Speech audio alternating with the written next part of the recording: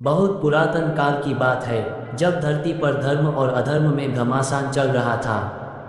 पर्वतों की गुफाओं में सिद्ध महात्मा तपस्यारत थे और धरती के नीचे पाताल लोक में नाग वंश का राज्य था। उस समय पाताल में एक अत्यंत सुंदर और बुद्धिमती नाग कन्या जन्मी। उसका नाम था नागेश्वरी। नागेश्वरी केवल रूप में ही नहीं, गुणों में भी अनुपम थी। वेदों का ज्ञान, संगीत की विद्या और युद्ध की शिक्षा सब में निपुण। पाताल लोक के राजगुरु ने कहा, हे कन्या, तुझे केवल पाताल का ही नहीं, पृथ्वी का भी कल्याण करना है। समय आने पर तेरा भाग्य तुझे वहां ले जाएगा। कुछ वर्षों में नागेश्वरी यौवन की देहरी पर आई। स्वर्ण जैसे फन, चंद्रमा सी आभा और आंखें ऐसी कि किसी का भी मन मोह ले। बहुत से नाग कुमार उसके विवाह का प्रस्ताव ले आए, किंतु नागेश्वरी का मन कहीं और ही था। वह रात्रि के समय धरती की ओर निहारती और सोचती, यह मन क्यों बारंबार मृत्युलोक को खींचता है। एक रात्रि की बात है, आकाश में चंद्र ग्रहण लगा था। सारे नागलोक में हाहाकार मचा था, परंतु नागेश्वरी एकांत में ध्यानस्थ थी। तभी उसे एक दिव्य दृष्टांत हुआ। एक मनुष्य कुमार एक राक्षस से युद्ध कर रहा था और हारने के कगार पर था। नागेश्वरी समझ गई, समय आ गया है। वह बिना किसी को बताए जोगबल से धरती पर उतर आई। वह वन में पहुंची जहां युद्ध चल रहा था।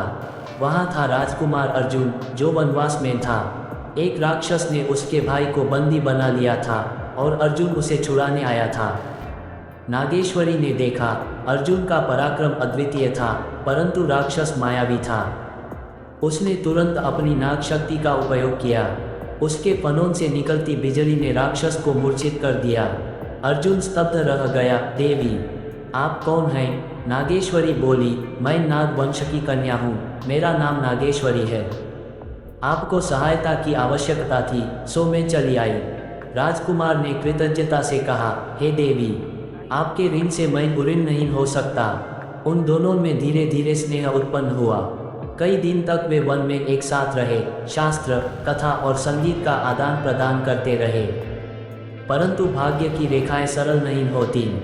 एक दिन स्वर्ग से देवदूत आए और बोले, हे नागेश्वरी, आपको पाताल लोक बुलाता है।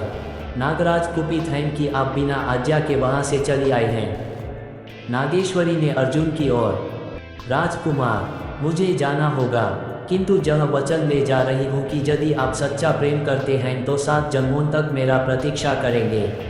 अर्जुन ने वचन दिया। नागेश्वरी अदृश्य हो गई। वर्ष बीते, युग बदले, पर अर्जुन ने विवाह न किया।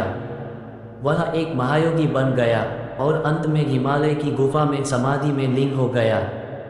कहते हैं कि अगली सदी में वह पुनः जन्म लेगा और उस समय नागेश्वरी पुनः आएगी, क्योंकि वचन दिया गया था 7 जन्मों तक। और आज भी जो साधक हिमालय की ऊंचाइयों पर साधना करते हैं, वे कहते हैं कि कभी कभी रात्रि को एक सर्पमुखी स्त्री प्रकट होती है, जिसके नेत्रों में प्रेम, पीड़ा और प्रतीक्षा की झलक होती है। और वह पूछती है, क्या तुम अर्जुन हो? तो दोस्तों, अगर आप लोगों को ये कहानी पसंद आई है तो इसे लाइक करें, शेयर करें और भी ऐसी वीडियो देखने के लिए मेरे चैनल को सब्सक्राइब करें। मिलते हैं नेक्स्ट वीडियो में, तब तक के लिए राधे राधे।